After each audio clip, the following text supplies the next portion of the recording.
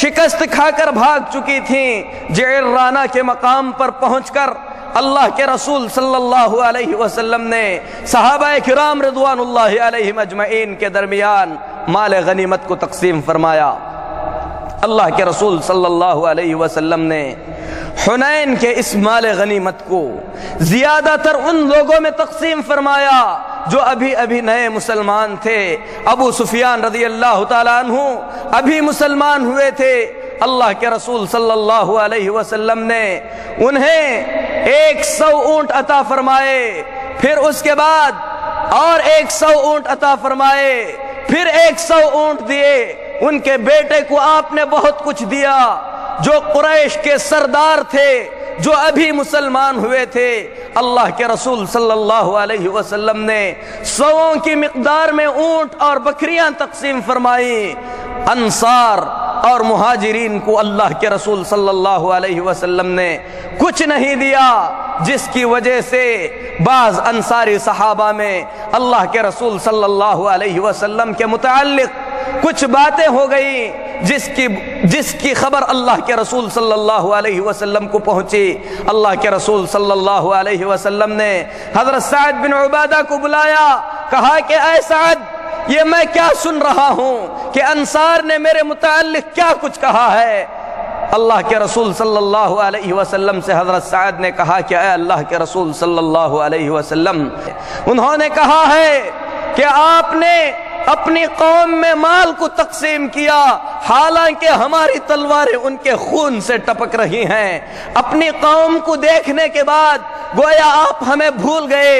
اس طریقے کا خیال ہمارے کچھ نوجوانوں کا ہے۔ اللہ کے رسول صلی اللہ علیہ وسلم نے فرمایا کہ اے سعد، اس کے متعلق تم کیا کہتے ہو؟ انہوں نے کہا کہ اے اللہ کے رسول صلی اللہ علیہ وسلم، میں بھی اپنے قوم کے افراد میں سے ایک فرد ہوں۔ اللہ کے رسول صلی اللہ علیہ وسلم نے کہا کہ سعد، انصار کو جمع کرو، اس جگہ پر انصار کو جمع کیا جائے، اور یاد رکھو کہ انصار کے علاوہ یہاں پر کسی اور کو آنے کی اجازت نہیں ہوگی۔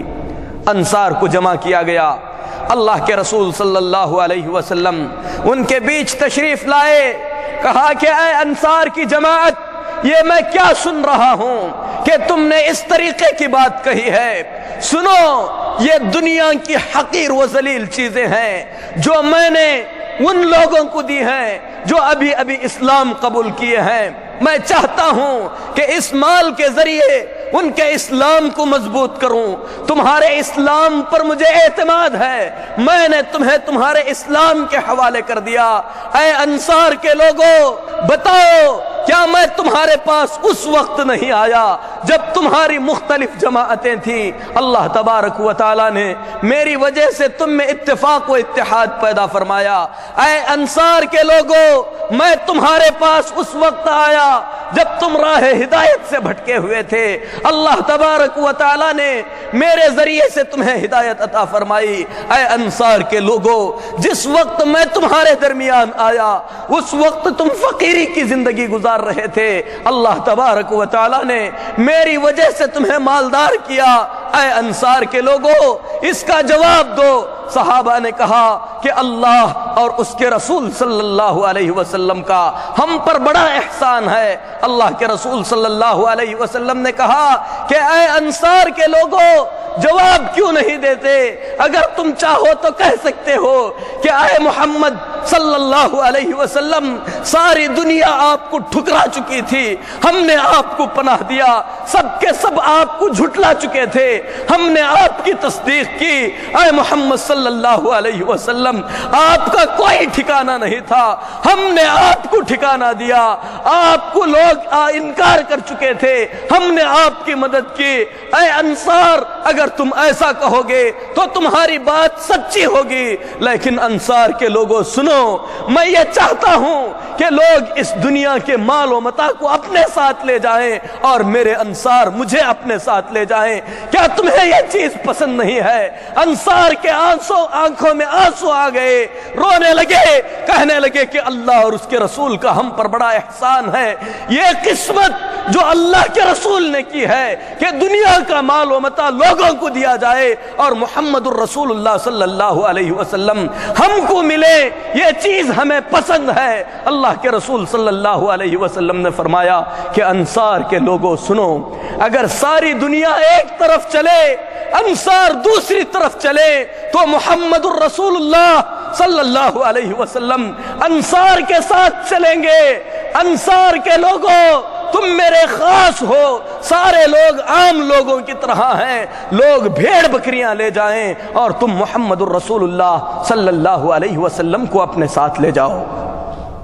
یہ انصار کی فضیلت ہے، یہ انصار کی منقبت ہے، یہ انصار کی فضیلتیں ہیں جو رسول اللہ صلی اللہ علیہ وسلم نے بیان فرمائی۔ اسی لیے آپ نے فرمایا کہ انصار کی محبت مومنوں کے دلوں میں ہے۔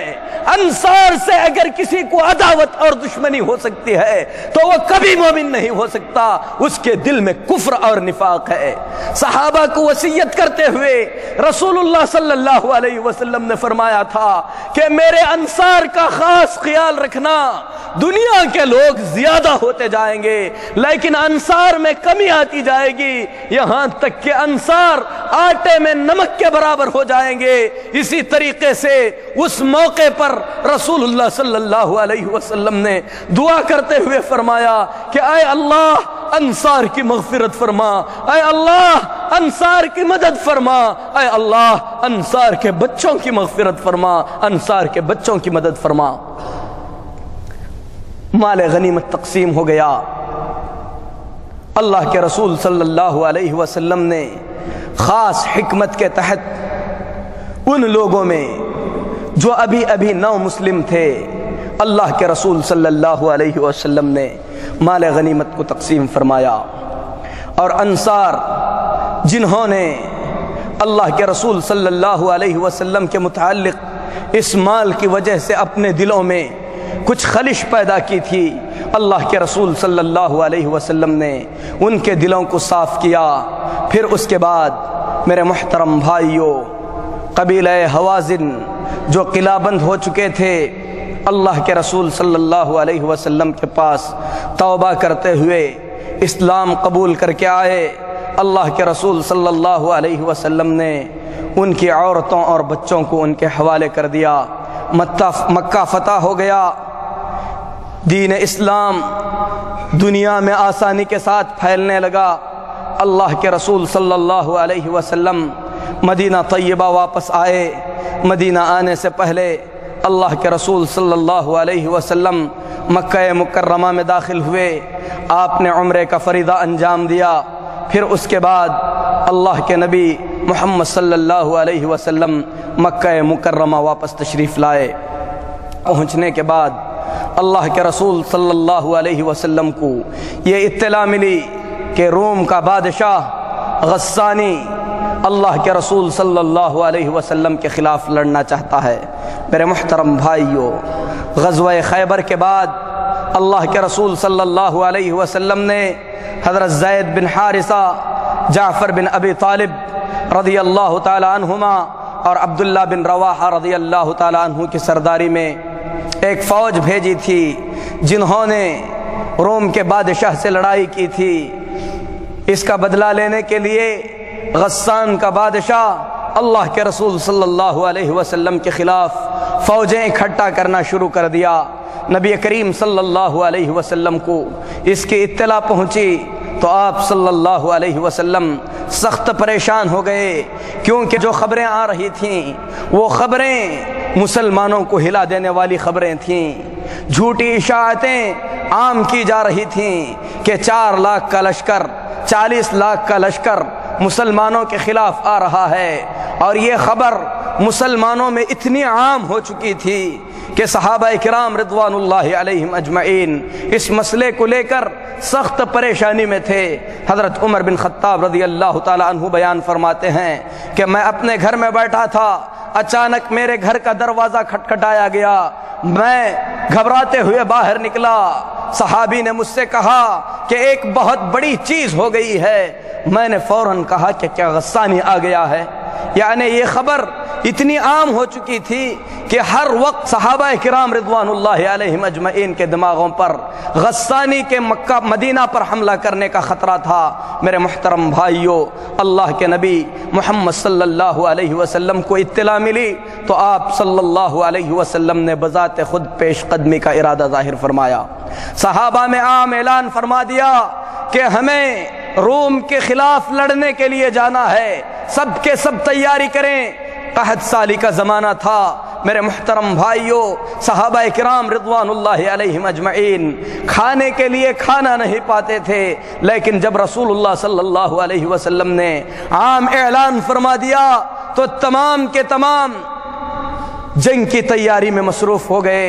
جن کے پاس جتنا کچھ تھا انہوں نے اسلامی فوج کو تیار کرنے کے لیے پیش کیا۔ سیدنا حضرت عثمان بن عفان رضی اللہ تعالیٰ عنہ رسول اللہ صلی اللہ علیہ وسلم کے دربار میں 100 اونٹوں کو لے کر پہنچتے ہیں جن پر پورا سفر کا سامان لدا ہوا تھا۔ کہتے ہیں کہ اے اللہ کے رسول صلی اللہ علیہ وسلم، یہ 100 اونٹ اللہ کے راہ میں صدقہ ہیں۔ اللہ کے نبی صلی اللہ علیہ وسلم ان 100 اونٹوں کو قبول فرماتے ہیں۔ اس کے بعد فرماتے ہیں کہ عثمان آج کے بعد جو بھی کرے اللہ اس کی گرفت نہیں کرے گا۔ پھر 100 اونٹ لاتے ہیں، دربار نبوت میں پیش کرتے ہیں، یہاں تک کہ 900 اونٹ 200 گھوڑے حضرت عثمان رضی اللہ تعالی عنہ نے اپنے خاص مال سے اس فوج کی تیاری کے لیے نبی کریم صلی اللہ علیہ وسلم کے دربار میں پیش کیے۔ 1000 دینار نبی کریم صلی اللہ علیہ وسلم کے دربار میں لاتے ہیں، پیش کرتے ہیں۔ اللہ کے رسول صلی اللہ علیہ وسلم اپنی گود میں ان درہموں کو الٹ پلٹ کرتے ہوئے فرماتے ہیں کہ عثمان آج کے بعد جو بھی کرے گا اللہ اس کی گرفت نہیں کرے گا۔ میرے محترم بھائیوں، اسی عثمان رضی اللہ تعالی عنہ کو بڑی بے دردی کے ساتھ بعد میں شہید کیا گیا، جس کا واقعہ انشاءاللہ آگے آئے گا۔ حضرت ابو بکر صدیق رضی اللہ تعالی عنہ جب سنتے ہیں کہ اللہ کے رسول صلی اللہ علیہ وسلم اسلامی فوج کی تیاری کے لیے مال جمع کر رہے ہیں، فوراً اپنا سارا مال لے کر دربار نبوت میں پہنچتے ہیں۔ حضرت عمر کو معلوم ہوتا ہے تو یہ سوچ کر نکلتے ہیں کہ آج صدیق اکبر سے آگے بڑھ جاؤں گا۔ گھر کا سارا مال 2 حصوں میں تقسیم کرتے ہیں، آدھا مال لے کر دربار نبوت میں پہنچتے ہیں۔ کہتے ہیں اے اللہ کے رسول صلی اللہ علیہ وسلم، میں نے اپنے گھر کا سارا مال آدھا کیا ہے، آدھا مال گھر کے لیے چھوڑا ہوں اور آدھا مال اسلام کے لیے لایا ہوں۔ ابو بکر صدیق پہنچتے ہیں، کہتے ہیں اے ابو بکر گھر میں کیا چھوڑ کر آئے ہو؟ کہتے ہیں اے اللہ کے رسول صلی اللہ علیہ وسلم، جو کچھ تھا سارا کچھ اٹھا کر لایا ہوں۔ اب حضرت عمر رضی اللہ تعالی عنہ اس موقع پر فرماتے ہیں اللہ کی قسم، صدیق اکبر سے جب میں آگے بڑھنا چاہا ہمیشہ پیچھے رہ گیا۔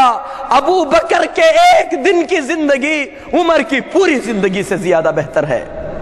میرے محترم بھائیوں، یہ صحابہ تھے جنہوں نے اسلام کے لیے یہ قربانیاں پیش کیں۔ تمام صحابہ نے صدقہ و خیرات کیے، جن کے پاس کچھ نہیں تھا دن بھر محنت کر کے جو اناج ان کے حصے میں آتا تھا اس اناج کو اپنی مٹھی میں بھر کر دربار رسالت میں لے کر پہنچتے تھے کہ اللہ کے رسول صلی اللہ علیہ وسلم ان سے اس صدقے کو قبول فرمائیں۔ لیکن منافقین، ان پر اللہ کی لعنت ہو، صحابہ کرام رضوان اللہ علیہم اجمعین کا مذاق اڑاتے ہوئے کہتے کہ دیکھو یہ ایک مٹھی بھر جو لے کر محمد کے پاس صدقہ کرنے کے لیے آیا ہے، اللہ تبارک و تعالی اس کے صدقے سے بے نیاز ہے۔ جو زیادہ مال خرچ کرتا اس کے بارے میں کہتے کہ یہ دکھاوا کرنا چاہتا ہے۔ میرے محترم بھائیوں، قرآن مجید میں اللہ تبارک و تعالی نے منافقین کی اس غلط حرکت کو بیان فرمایا کہ جو لوگ اللہ کے صدقہ کرنے والے بندوں کے متعلق طعن و تشنیع سے کام لیتے ہیں، اللہ تبارک و تعالی نے ایسے ظالموں کے لیے دردناک عذاب تیار کر رکھا ہے۔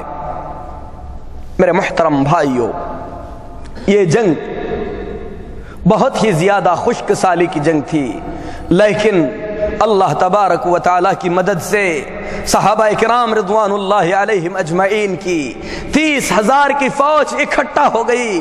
اللہ کے رسول صلی اللہ علیہ وسلم فوج کو لے کر نکلے اور خوشک سالی کا یہ علم تھا کہ صحابہ کرام رضوان اللہ علیہم اجمعین کے پاس کا نان و نفقہ ختم ہو گیا، یہاں تک کہ پتے کھا کر زندگی گزارنے لگے۔ صحابہ فرماتے ہیں کہ صحرا میں اگے ہوئے پتوں کو چبا کر ہمارے ہونٹ پھول گئے تھے، اور اللہ کی قسم ایک ایک اونٹ پر 18 آدمیوں کو باری باری سوار ہونا پڑتا تھا، اور سفر بہت ہی زیادہ دوری کا سفر تھا۔ اللہ کے رسول صلی اللہ علیہ وسلم اس سفر کو طے کرتے ہوئے نکلے، یہاں تک کہ جب اس وادی میں پہنچے جس وادی میں عاد و سمود پر عذاب آیا تھا، اللہ کے رسول صلی اللہ علیہ وسلم نے اعلان فرما دیا کہ اس وادی سے تیزی کے ساتھ نکلو، روتے ہوئے نکلو، کہیں تم پر بھی وہ عذاب نہ آ جائے جس عذاب سے اللہ تعالیٰ نے ان ظالم قوموں کو ہلاک فرمایا تھا۔ جن لوگوں نے یہاں کے پانی کو لیا ہے، پانی کو پھینک دیا جائے، جن لوگوں نے اس پانی سے آٹے کو گوندا ہے، اس آٹے کو جانوروں کو کھلا دیا جائے۔ اللہ کے رسول صلی اللہ علیہ وسلم وہاں سے گزرتے ہوئے تبوک کے میدان میں پہنچے۔ تبوک کے میدان میں اللہ کے رسول صلی اللہ علیہ وسلم نے کئی دنوں تک انتظار فرمایا۔ میرے محترم بھائیوں، جب دشمن کو اطلاع ملی کہ اللہ کے رسول صلی اللہ علیہ وسلم ان کی طرف پیش قدمی کر کے آئے ہیں، ان کے دلوں میں ہیبت بیٹھ گئی، ان کے اندر اتنی طاقت نہیں رہی کہ اللہ کے نبی صلی اللہ علیہ وسلم کے مقابلے کے لیے نکل سکیں۔ سچ فرمایا رسول اللہ صلی اللہ علیہ وسلم نے، نصرت بالرعب مسیرۃ شہر، مجھے 1 سال کے مسافت کی دوری سے دشمن کے دل میں ہیبت ڈال دی گئی ہے۔ میرے محترم بھائیوں، دشمن مقابلے کے لیے نہیں نکلا، اللہ کے رسول صلی اللہ علیہ وسلم واپس مدینہ منورہ کی طرف تشریف لائے، لیکن رسول اللہ صلی اللہ علیہ وسلم کا اس زبردست طاقت کے خلاف نکلنا یہ ایک ایسی ایسی چال تھی جس کی وجہ سے ساری دنیا میں اللہ کے رسول صلی اللہ علیہ وسلم اور مسلمانوں کی ہیبت بیٹھ گئی۔ میرے محترم بھائیوں، روم اس وقت دنیا کی سب سے زیادہ طاقتور قوم تھی۔ اللہ کے رسول صلی اللہ علیہ وسلم بذات خود ان کے مقابلے کے لیے نکلے تھے، یہ کوئی معمولی چیز نہیں تھی۔ دشمنوں کے دلوں میں آپ کا خوف اور دبدبا بیٹھ گیا، یہاں تک کہ کئی بادشاہوں نے رسول اللہ صلی اللہ علیہ وسلم کے نام خطوط لکھے کہ ہم نے اللہ کے دین کو قبول کر لیا ہے۔ اللہ تبارک و تعالی نے اپنے نبی صلی اللہ علیہ وسلم کی مدد فرمائی۔ جس مقصد کے لیے آپ صلی اللہ علیہ وسلم دنیا میں بھیجے گئے تھے، اس مقصد کے ثمرات اور نتائج کو رسول اللہ صلی اللہ علیہ وسلم نے اپنی آنکھوں سے دیکھ لیا۔ یمن اسلام قبول کر چکا تھا، اللہ کے رسول صلی اللہ علیہ وسلم نے حضرت معاذ بن جبل رضی اللہ تعالیٰ عنہ کو یمن کی طرف بھیجا تاکہ انہیں اسلام کی دعوت و تبلیغ فرمائیں۔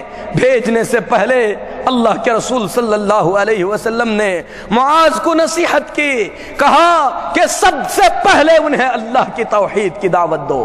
کہاں ہیں وہ لوگ جو دعوت و تبلیغ کا نام لیتے ہیں؟ سب سے پہلے اللہ کی توحید کی طرف بلایا جائے گا۔ اگر اللہ کی توحید درست ہے تو اس کے بعد سارے اعمال درست ہیں۔ ساری دنیا والوں کو نمازی بنا دو، لیکن قبر پرستی میں مبتلا رکھو تو یاد رکھو ان کی نمازیں قیامت کے دن کچھ کام نہیں آئیں گی۔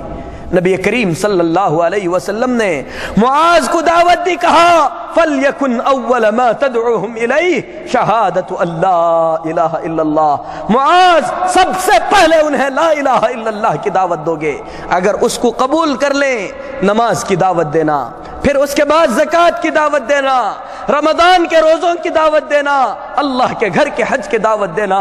اس کے بعد فرمایا کہ معاذ ہو سکتا ہے جب تم آؤ تو مجھے نہ پاؤ، میری مسجد اور میری قبر کے پاس سے گزرو۔ حضرت معاذ رضی اللہ تعالیٰ عنہ اللہ کے نبی صلی اللہ علیہ وسلم سے چمٹ جاتے ہیں، زار و قطار روتے ہیں، اس لیے نہیں کہ انہیں دعوت و تبلیغ کے لیے بھیجا جا رہا ہے، اس لیے روتے ہیں کہ آگے آئیں گے تو اللہ کے رسول صلی اللہ علیہ وسلم سے ملاقات نہیں کر پائیں گے۔ اور حضرت معاذ رضی اللہ تعالی عنہ جب واپس آتے ہیں تو میرے محترم بھائیوں، در حقیقت اللہ کے نبی صلی اللہ علیہ وسلم کی قبر شریف کے پاس سے ہی انہیں گزرنا پڑتا ہے۔ اسی طریقے سے عرب کے بیشتر قبائل اللہ کے نبی صلی اللہ علیہ وسلم کے پاس پہنچتے ہیں، اپنے اسلام کا اعلان کرتے ہیں۔ اسی لیے اس کے دوسرے ہی سال جب اللہ کے رسول صلی اللہ علیہ وسلم نے اپنی زندگی کا حج فرمایا تو اس حج میں دیکھیں گے کہ نبی کریم صلی اللہ علیہ وسلم کے اطراف و اکناف 1,00,000 سے زیادہ صحابہ کرام رضوان اللہ علیہم اجمعین کی بڑی جماعت تھی۔ میرے محترم بھائیوں، اسلام وہ نور جسے اللہ تبارک و تعالی نے مکہ سے نکالا تھا پوری دنیا میں پھیل چکا تھا۔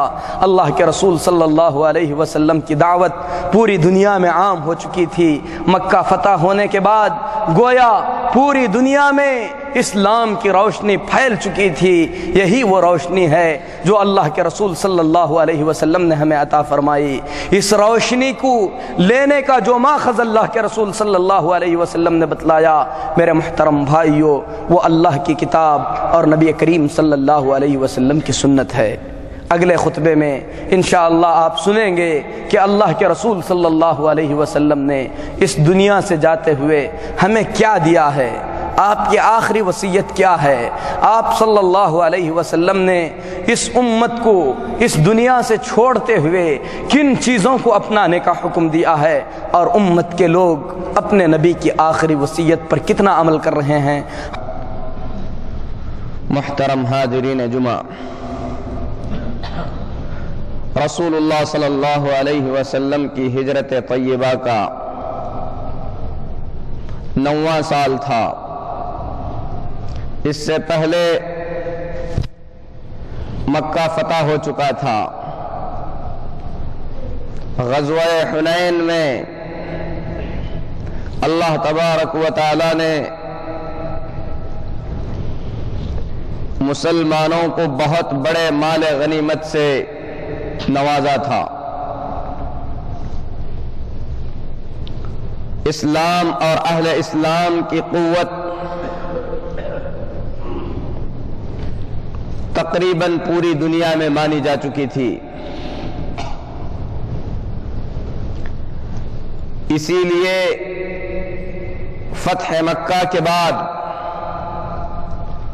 مختلف قبائل کے لوگ دربار رسالت میں حاضر ہوئے اور انہوں نے اپنے اسلام کا اعلان کیا۔ انہی آنے والے وفود اور جماعتوں میں یمن کی بھی ایک جماعت تھی۔ جب اہل یمن آئے تو اللہ کے رسول صلی اللہ علیہ وسلم نے ان کی بڑی تعریف کی اور یہاں تک فرمایا کہ ایمان یمن کا ہے، حکمت یمن کی ہے، فتنے اور فسادات عراق کی جانب سے اٹھنے والے ہیں۔ اہل یمن نے جب اپنے ایمان کا اظہار کیا تو اللہ کے رسول صلی اللہ علیہ وسلم نے بالخصوص یمن کی جانب اپنا داعی اور مربی بھیجا، اور جس شخصیت کو یمن بھیجنے کے لیے اللہ کے رسول صلی اللہ علیہ وسلم نے چنا وہ حضرت معاذ بن جبل رضی اللہ تعالی عنہ کی شخصیت تھی۔ داعی کا مقام، اللہ کی طرف بلانے والے کا رتبہ کتنا اونچا ہوتا ہے۔ قرآن پاک میں رب ذوالجلال فرماتا ہے وَمَنْ أَحْسَنُ قَوْلًا مِّمَّنْ دَعَا إِلَى اللَّهِ وَعَمِلَ صَالِحًا، اس سے اچھی بات کس کی ہو سکتی ہے جو لوگوں کو اللہ کے دین کی طرف بلائے اور خود بھی نیک عمل کرے اور یہ دعویٰ کرے کہ وہ مسلمان میں سے ہے۔ کتنی عظیم شان تھی معاذ بن جبل رضی اللہ تعالی عنہ کی۔ اللہ کے پیارے حبیب اللہ کے پیارے خلیل محمد الرسول اللہ صلی اللہ علیہ وسلم ان کے اونٹ کی نکیل کو تھامے ہوئے معاذ بن جبل کو اونٹ پر سوار کرائے مدینے کے باہر تک لے جاتے ہیں. راستے میں وصیت کرتے ہیں کہ معاذ دعوت کے لیے جا رہے ہو اور سنو ایسی قوم میں دعوت کے لیے جا رہے ہو جن کے پاس کتاب کا علم ہے. سب سے پہلے انہیں توحید کی دعوت دینا, رب کی توحید سمجھانا. فَإِنْهُمْ أَتَاعُوكَ لِذَلِكَ, اگر رب کی توحید کو مان لیں, محمد کی رسالت کا اقرار کر لیں, کلمہ لا الہ الا اللہ محمد الرسول اللہ کی گواہی دے دیں, تو اس کے بعد بتلا دینا کہ ان پر 5 وقت کی نمازیں فرض ہیں. اگر نمازوں کی پابندی کرنے لگیں, زکوٰۃ کے احکام بتلانا, زکوٰۃ کا مال اصول کرنے میں اس چیز کا خاص خیال رکھنا کہ لوگوں کا عمدہ مال نہ سمیٹو, مظلوم کی بد دعا سے بچو, کیونکہ مظلوم کی بد دعا اور اللہ کے عرش کے درمیان کوئی آڑ نہیں ہے. فرمایا انہیں روزے کی تعلیم دینا, انہیں زکوٰۃ کی تعلیم دینا. میرے محترم بھائیوں, اللہ کے رسول صلی اللہ علیہ وسلم نے تبلیغ کے لیے معاذ بن جبل کو بھیجا. نہ تو اس میں متکلم تھا, نہ تو رہبر تھا, نہ تو جماعت تھی, نہ تو 3 دن کی قید تھی, نہ تو 40 دن کا چلہ تھا. رسول اللہ صلی اللہ علیہ وسلم نے معاذ کو بھیجا. بھیجتے ہوئے فرمایا کہ معاذ سنو, تم جا رہے ہو, جب واپس آؤ گے تو شاید مجھ سے ملاقات نہ ہوگی, تمہارا مرور میرے قبر اور میری مسجد کے پاس سے ہوگا. معاذ بن جبل رضی اللہ تعالیٰ عنہ کے آنکھوں سے آنسو نکلنے لگے, شدت کے ساتھ رونے لگے. رسول حبیب صلی اللہ علیہ وسلم نے فرمایا کہ معاذ رونے کی ضرورت نہیں, رونا اچھی چیز نہیں ہے, اللہ کے نام سے رخصت ہو جاؤ. یہ اسلام کے قافلے تھے جو اللہ کے دین کی تبلیغ کے لیے نکلے تھے. ان کی دعوت کا سب سے پہلا مرکزی نقطہ اللہ کی توحید تھا. اللہ کی طرف بلانے والوں, اللہ کی توحید کو چھوڑ کر دنیا کی کتنی بڑی نیکی کی طرف بھی بلاؤ, تمہاری دعوت میں کھوٹ ہے, تمہاری دعوت صحیح نہیں ہے. انبیاء کی دعوت کا طریقہ یہ ہے کہ وہ اپنی قوموں کو سب سے پہلے اللہ کی توحید کی طرف بلاتے ہیں. قبر پرستوں میں داخل ہو کر انسان 1000 مرتبہ نماز کی دعوت کرے لیکن انہیں قبر پرستی سے نہ روکے تو اس کی دعوت نہ مبارک ہے, نہ اس کی دعوت رسول اکرم صلی اللہ علیہ وسلم کی دعوت کے موافق ہے. میرے محترم بھائیوں, دعوت ایک عبادت ہے.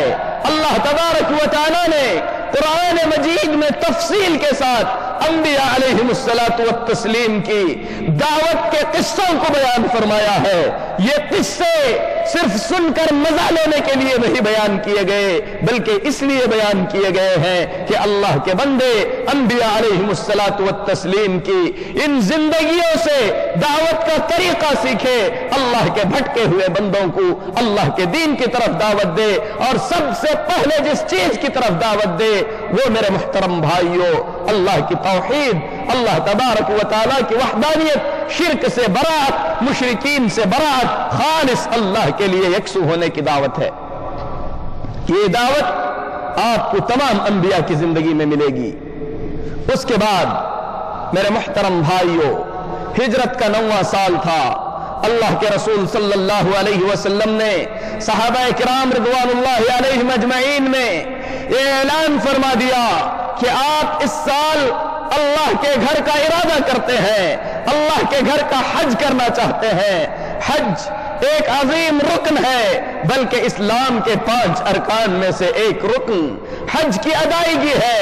اللہ تبارک و تعالی نے جسے حج کی استطاعت عطا فرمائی ہے, جو حج کا مستطیع ہو گیا ہے, اس کے بعد وہ حج نہیں کرتا تو میرے محترم بھائیوں اس نے اپنی زندگی سے اسلام کے 5 ستونوں میں سے ایک ستون کو گرا دیا. حج فریضہ ہے, لہذا اس کی ادائیگی جیسے ہی فرض ہو جائے اس میں جلدی کرنا انتہائی ضروری ہے۔ اس سے پہلے اللہ کے گھر کو بتوں کی گندگی سے پاک کیا جا چکا تھا۔ بتوں کی گندگی سے جب اللہ کا گھر پاک ہو گیا تو ہجرت کے 90 سال اللہ کے رسول صلی اللہ علیہ وسلم نے یہ ارادہ ظاہر فرمایا کہ آپ خانہ کعبہ کی طرف سفر کا ارادہ کرتے ہیں۔ میرے محترم بھائیوں، شوق صحبت میں صحابہ کا سیلاب چاروں طرف سے امڑ آیا۔ دیکھتے ہی دیکھتے مدینہ صحابہ کرام رضوان اللہ علیہم اجمعین کے ہجوم کے جم غفیر سے بھر گیا۔ تمام کے تمام رسول اللہ صلی اللہ علیہ وسلم کی صحبت میں اس عظیم فریضے کو انجام دینا چاہتے تھے۔ اللہ کے پیارے رسول محمد صلی اللہ علیہ وسلم سفر کے ارادے سے نکلے۔ ذی الحلیفہ میں پہنچ کر آپ صلی اللہ علیہ وسلم نے غسل کیا، احرام کی چادریں پہنی، ظہر کی نماز کا وقت آ چکا تھا۔ آپ صلی اللہ علیہ وسلم نے ظہر کی نماز ادا کی۔ راوی کہتے ہیں رسول اللہ صلی اللہ علیہ وسلم نے وہاں پر پہنچ کر توحید کے کلمے کے ساتھ حج کے سفر کا ارادہ ظاہر فرمایا۔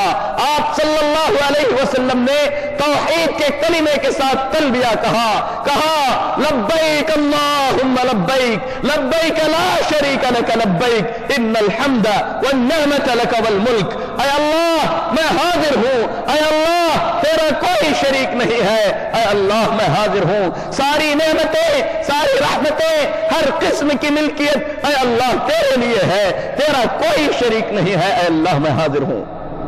لبیک کے اس تلبیے کے ساتھ صحابہ کرام رضوان اللہ علیہم اجمعین نے تلبیہ بلند کیا تو میرے محترم بھائیوں ذو الحلیفہ کی وادی اللہ اکبر اور تکبیر کے نعروں سے گونج گئی۔ اللہ کے رسول صلی اللہ علیہ وسلم نے اس امت کے لیے جس تلبیے کا انتخاب کیا، میرے محترم بھائیوں ہم میں سے کتنے ایسے لوگ ہیں جنہوں نے حج بھی کیا ہوگا، عمرے کا فریضہ بھی انجام دیا ہوگا، لیکن اس تلبیے کے حقیقی مفہوم اور مطلب کو ہم میں سے کتنے لوگ ہیں جنہوں نے سمجھا ہے؟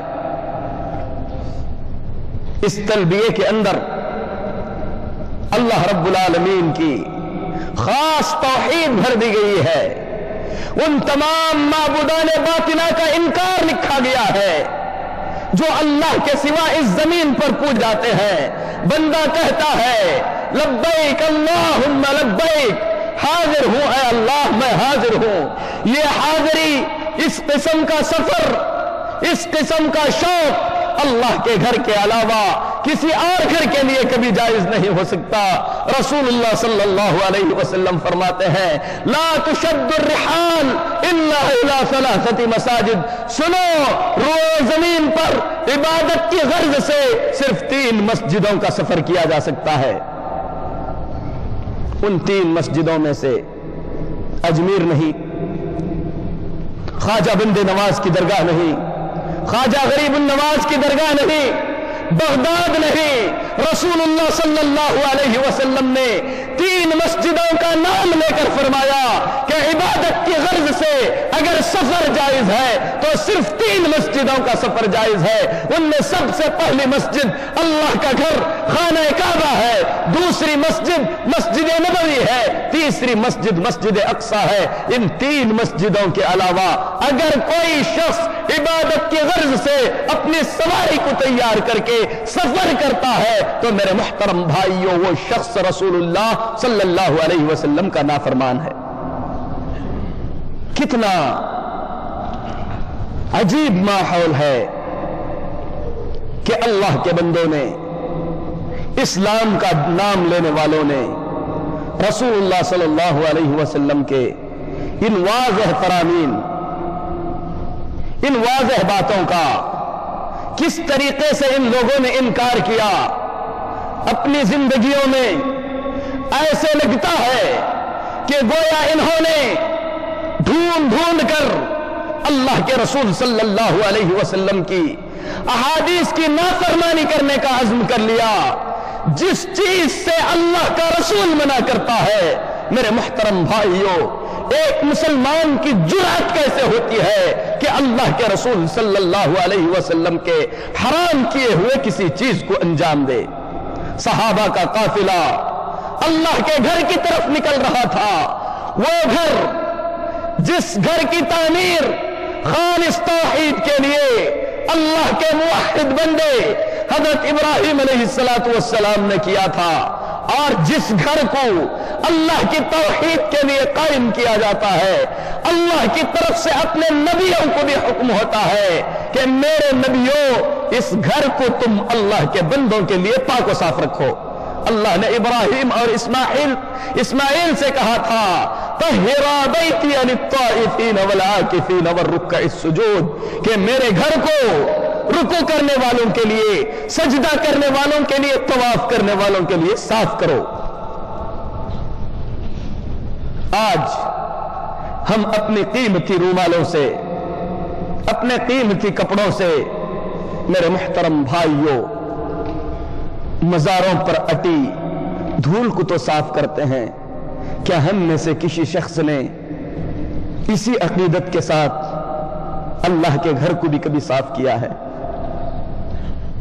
سنو، رسول اللہ صلی اللہ علیہ وسلم فرماتے ہیں کہ میری امت کے اعمال مجھے بتلائے گئے، ان اعمال میں سے اس عمل کو بھی میں نے دیکھا کہ ایک شخص مسجد سے تنکا نکال رہا ہے اور اللہ تبارک و تعالی اس پر بھی اسے ثواب عطا فرماتا ہے، بلکہ اللہ کے پیارے حبیب محمد صلی اللہ علیہ وسلم سید الکونین سید ولد آدم علیہ السلام مسجد میں جب گندگی کو دیکھتے تو اپنے مبارک ہاتھوں سے صاف کیا کرتے تھے۔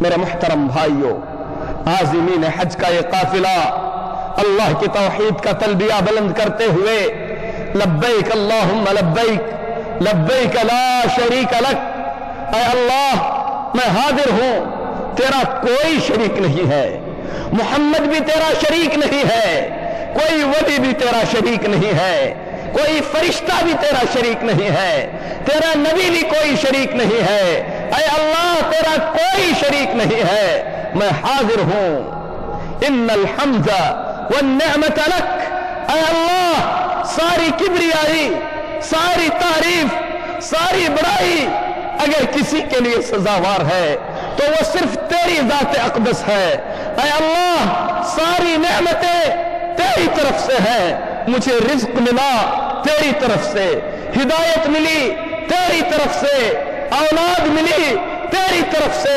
صحت اور تندرستی ملی تو اے اللہ تیری طرف سے، ساری نعمتیں صرف تیری طرف سے ہیں۔ یہ رسول اللہ صلی اللہ علیہ وسلم کا تلبیہ ہے۔ میرے مسلمان بھائیوں، ہم کیا عقیدہ رکھتے ہیں؟ ہم کو رزق کس کے دربار سے ملتا ہے؟ بچے ہمیں کون دیتا ہے؟ شفا ہمیں کہاں سے ملتی ہے؟ میرے رسول کے عقیدے کے خلاف جس کا عقیدہ ہو وہ یہ سن لے کہ میرے رسول کا مقام مقام محمود اور جنت ہے، تو اس کا مقام رسول کے مقام سے بالکل مختلف ہوگا، اور وہ وہی جہنم ہوگی جو اللہ تبارک و تعالیٰ نے مشرکین کے لیے تیار کر رکھا ہے۔ کتنی خالص توحید ہے۔ سب سے پہلے کہا تیرا کوئی شریک نہیں، اس کے بعد کہا ساری ملکیت، ساری نعمتیں تیرے لیے ہیں، پھر تاکیدی انداز میں کہا لا شریک لک، اے اللہ تیرا کوئی شریک نہیں ہے۔ پورے راستے میں مدینہ سے لے کر مکہ مکرمہ تک تلبیہ کی یہ آواز گونجتی رہی، 8 دن کا مسلسل سفر رہا۔ میرے محترم بھائیوں، تلبیہ منقطع نہ ہوا۔ اللہ کے رسول صلی اللہ علیہ وسلم خانہ کعبہ کے پاس پہنچے، آپ نے خانہ کعبہ کو اپنے دائیں طرف بائیں طرف چھوڑ دیا، اس کے بعد اللہ کے گھر کا طواف کیا۔ اللہ کے گھر کے طواف سے فارغ ہونے کے بعد اللہ کے رسول صلی اللہ علیہ وسلم نے مقام ابراہیم کو اپنے اور خانہ کعبہ کے درمیان کیا۔ اس کے بعد فرمایا واتخذوا من مقام ابراہیم مصلی، مقام ابراہیم کو نماز کی جگہ بنا دو کیونکہ اللہ نے اسی کا حکم دیا ہے۔ پھر اس کے بعد رسول اللہ صلی اللہ علیہ وسلم نے 2 رکعت نماز ادا فرمائی۔ پہلی رکعت میں سورہ فاتحہ کے بعد اللہ کے رسول صلی اللہ علیہ وسلم نے شرک سے برات کا اظہار کیا۔ قل یا ایھا الکافرون لا اعبد ما تعبدون ولا انتم عابدون ما اعبد ولا انا عابد ما عبدتم ولا انتم عابدون ما اعبد لکم دینکم ولی دین۔ کہو اے کافرو میں اس کی عبادت کرنے والا نہیں ہوں جس کی تم عبادت کرتے ہو۔ کس کی عبادت کرتے تھے؟ فرشتوں کی عبادت کرتے تھے، اسماعیل کی مورتی کو پوجتے تھے، ابراہیم کی مورتی کو پوجتے تھے، ود، سعا، یغوث، یعوق اور نصر کو پوجتے تھے، جو کہ حضرت نوح علیہ السلام کی قوم کے اولیاء کرام تھے۔ آپ نے براءت کا اظہار فرمایا، کہا لا اعبد ما تعبدون، میں ان کا پجاری نہیں ہوں جن کی تم پوجا کرتے ہو، ولا انتم عابدون ما اعبد، اے کافرو نہ تو تم اس کی عبادت کرتے ہو جس کی میں عبادت کرتا ہوں۔